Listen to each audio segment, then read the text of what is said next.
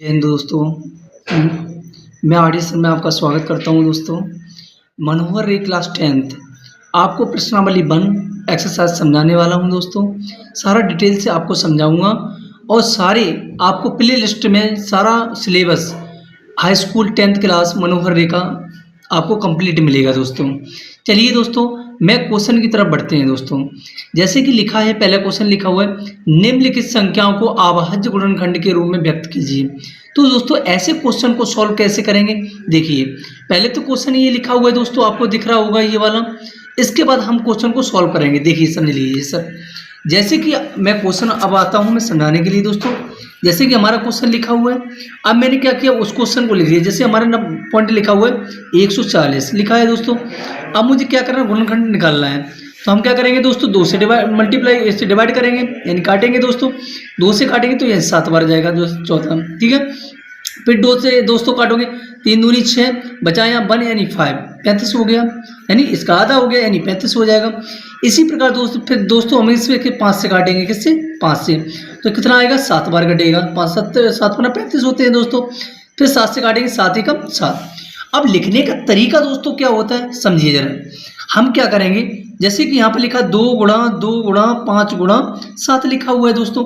तो हमें लिखेंगे कैसे, यानी 2 को 2 बार लिखा हुआ है तो हम ऐसे करके लिख देंगे, 2 की पावर 2 अपॉन 5 इंटू 7।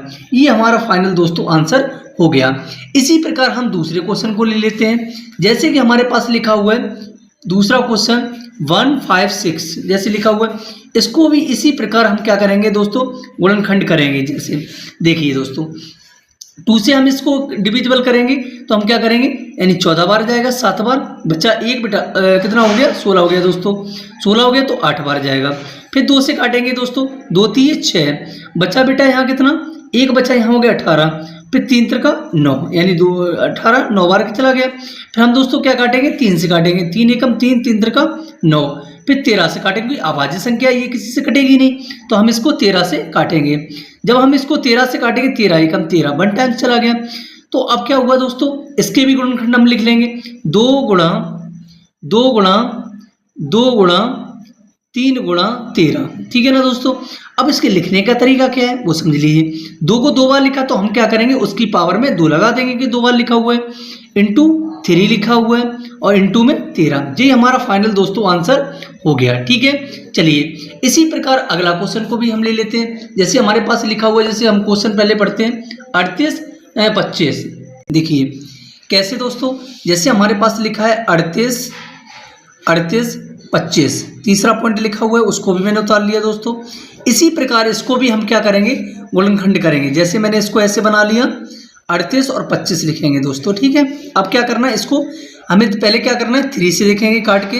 अगर ये 3 से डिविजिबल हो रहा है तो क्या करेंगे, इसको डिविजिबल करेंगे, और 3 से नहीं हो रहा तो हम इसके 5 से इसको डिविजिबल करेंगे दोस्तों, भाग देंगे, विभाजित करेंगे इसको। चलिए हम 3 से पहले ट्राई करते हैं इसको। 3 एकम 3 चला गया दोस्तों, 3 दूनी 6, बचा यहाँ पे 2 3 7 21, और बचा दोस्तों 3 से कट जाएगा, 3 एकम 3, ठीक है ना दोस्तों, एक बार गया। फिर 3 दूनी 6, बचा है दोस्तों कितना, 2 5 हो गया, 3 7 21, बचा यहाँ 1 15 हो गया, 3 5 15, ठीक है दोस्तों।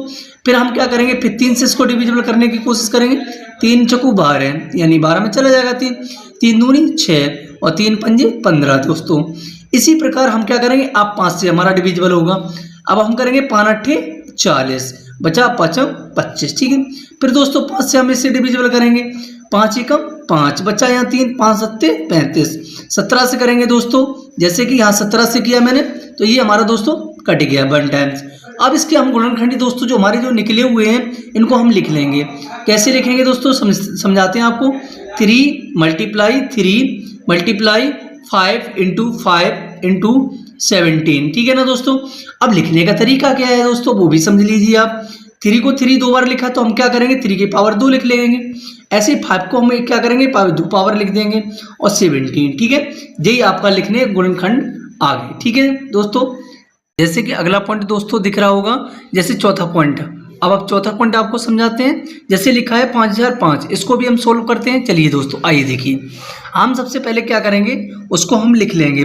चौथा हमारा पॉइंट है, उसको लिख लेंगे। जैसे कि लिखा हुआ है 5000 5, ठीक है ना दोस्तों। इसको भी हम क्या करेंगे, गुणनखंड करेंगे। जैसे कि इसको इस तरह हम गुणनखंड करेंगे, इसको मैंने पहले लिख लिया दोस्तों। अब इसको क्या करना है दोस्तों, अब इसको हम 5 से काटेंगे। 5 बन जा 5, 0 0 5 से फिर चला जाएगा दोस्तों। अब हम क्या करेंगे, इसको 7 से काटने की कोशिश करेंगे। जैसे ही हमारे पास 7 से 7 बन जा 7 दोस्तों, बचेगा कितना, 3 बचा, यहाँ 30 हो गया। 7 4 जा 28, यानी 28 बार चला जाएगा, यानी 28, 7 4 जा 28 बचा दोस्तों। यहाँ 7 3 जा 33, ठीक है दोस्तों। अब दोस्तों हम इससे किससे सॉल्व करेंगे, 11 से। 11 से भी देख लेते हैं, 11 एकम 11 दोस्तों। अब बचा हमारे पास कितना, यहाँ 3, 11 3 33। अब 13 से हम दोस्तों करेंगे, 13 एकम 13। चलिए अब इसके गुणनखंड को हम लिख लेते हैं। जैसे कि लिखा है 5 गुणा 7 गुणा 11 गुणा 13, जी हमारा दोस्तों आंसर हो गया। ठीक है सर, आगे देखिए दोस्तों, अगला हमारा पॉइंट हमारे पास लिखा हुआ है 7। 5th पॉइंट हमारे पास है 7 4 2 9। इसको भी इसी प्रकार हम सॉल्व करेंगे। इसका आंसर आप कमेंट बॉक्स में दीजिए। ठीक है दोस्तों, आज के लिए इतना ही रखता हूँ। जय हिंद, जय भारत दोस्तों।